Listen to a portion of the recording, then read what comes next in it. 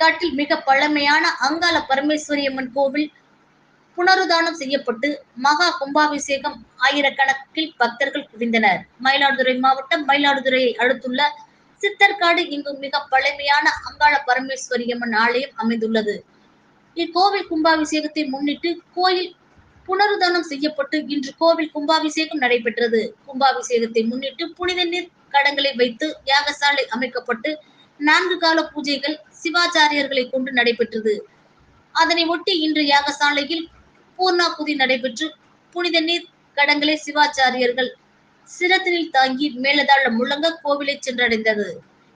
பின் கோபுர கலசத்திற்கு மந்திர உச்சாரணம் செய்யப்பட்டு வேத மந்திரங்கள் முழங்க வாழ வேடிக்கை நடைபெற மேலதாள முழங்க கோபுர கலசத்தில் புனித நீர் ஊற்றப்பட்டு மகா கும்பாபிஷேகம் நடைபெற்றது. இக்கோவில் கும்பாபிஷேகத்தை ஆயிரக்கணக்கில் பக்தர்கள் கண்டு கழித்து அங்காள பரமேஸ்வரி அம்மனின் அருளை பெற்றனர்.